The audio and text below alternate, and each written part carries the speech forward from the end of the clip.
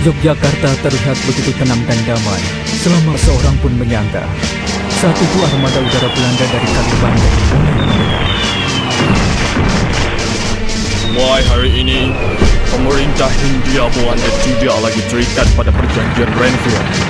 Batas-batas kedaulatan mereka yang menyebut dirinya sebagai Republik Indonesia sesungguhnya bagian dari tanggung jawab kami, pemerintah Belanda.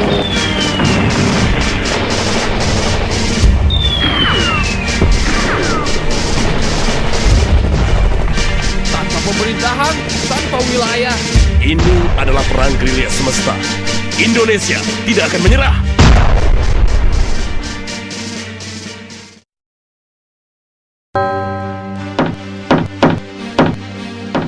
Silakan masuk.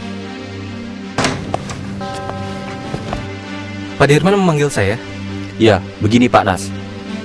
Juli tahun lalu Belanda melancarkan operasi militernya. Banyak kota di wilayah kedaulatan kita jatuh ke tangan mereka. Sekarang ini, memang mereka terikat oleh perjanjian Renville. Memungkinkan paling tidak 3 divisi militer Belanda sekarang tengah mengarahkan senjata ke arah kita. Tapi itu bukan berarti mereka berhenti mengancam kedaulatan kita, Pak Nas. Pertahanan linear kita sekarang sulit mengatasi persenjataan mereka. Kecuali semua keunggulan mereka dapat kita buat tidak berarti saat ini. Mungkin dengan strategi yang tepat. Dan saya kira Pak Nas dapat memikirkan strategi semacam itu. Beberapa waktu kemudian, strategi perang yang disusun oleh Kolonel A.H. Nasution disetujui oleh Panglima Besar Sudirman.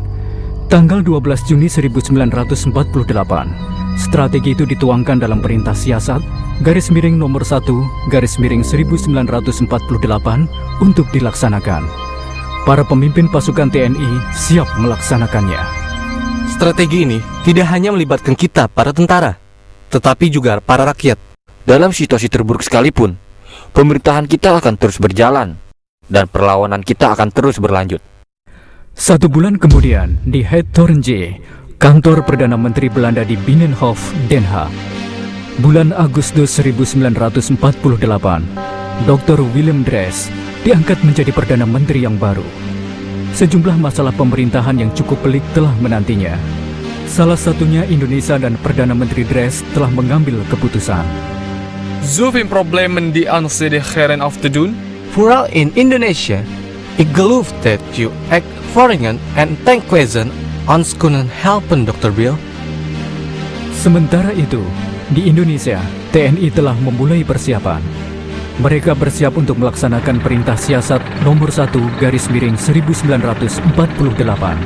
Namun Partai Komunis Indonesia mengambil alih pemerintah Republik di Madiun pada tanggal 18 September 1945. Divisi Siliwangi dari TNI terpaksa dikerahkan untuk menumpas PKI. Saat itu, Divisi Siliwangi berada di bawah komando Kolonel Gatot Subroto. Tanggal 30 September 1948, Madiun berhasil direbut kembali dan PKI berhasil dipadamkan. Di bulan November 1948, pemerintahan Hindia Belanda yang baru memulai tugasnya. Demikian juga Dr. Bill sebagai pemimpin tertinggi. General Spoor. Goedenavond, Excellency. Tampaknya baru-baru ini terjadi perpecahan di antara pendukung Republik. Kesempatan bagus bagi kekuatan militer kita.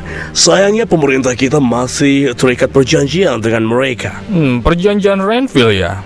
Dan sayangnya kita masih harus berunding lebih lanjut. Padahal saya saat ini tidak memiliki sesuatu untuk ditawarkan pada mereka. Kewajiban kami untuk memikirkan sesuatu jika terjadi kebuntuan dalam perundingan. Kami hanya membutuhkan persetujuan Anda, Excellency. Operate Cry? Tampaknya Anda telah memikirkan ini selama berbulan-bulan, Herr General. Katakanlah inisiatif militer untuk menuntaskan gangguan yang mengancam pemerintahan kita di sini. Bulan Desember 1948, delegasi Republik Indonesia dan Belanda melanjutkan perundingan di Kaliurang di hadapan wakil-wakil Komisi 3 negara, Amerika Serikat, Australia, dan Belgia. Namun delegasi Belanda terlihat tidak berniat meneruskan perundingan. Ini tidak bagus, sama sekali tidak bagus.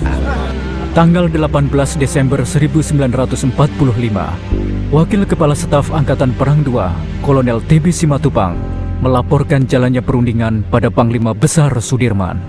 Perundingan ini tidak akan berlanjut, Pak Dirman. Tidak perlu dibantu, Pak Sim. Teruskan saja laporan Anda.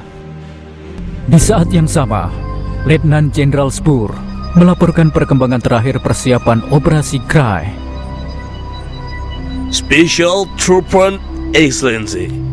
Gabungan pasukan Komandan Depot Special Tropen dan 1I para company di Batu Jajar. Pasukan Komandan Depot Special Tropen pukul 4.45 pagi tadi telah diberangkatkan ke Semarang dengan kereta dari Padalarang. Sementara 1A para company akan diterjunkan langsung di Maguwo dengan pesawat-pesawat Dakota C-34 Angkatan Udara, Marinir, dan perusahaan sipil. Kami pikir perdamaian tidak ada di benak mereka, Pak. Mereka tidak pernah berniat berunding dengan kita. Mereka mengulur waktu untuk mempersiapkan operasi militer. Hari ini Komando Angkatan Perang, saya ambil alih kembali, Kolonel Simatupang. Segera setelah 1A para company menguasai Maguwo, pesawat pengangkut dari Semarang akan menerapkan Depot Special Trooper. Grup Tempur M dan Brigade T dari Divisi B akan bergabung. Mereka melalui jalan darat. Guden gidan, Heren. Tanggal 19 Desember, pukul 4.30 pagi, pesawat-pesawat Dakota C-34 Belanda lepas landas dari Andir, membawa pasukan 1I para company. Kapal perang Angkatan Laut Belanda, HRMS Banda, ditugaskan di wilayah pesisir selatan Yogyakarta untuk membimbing penerbangan mereka melalui radio.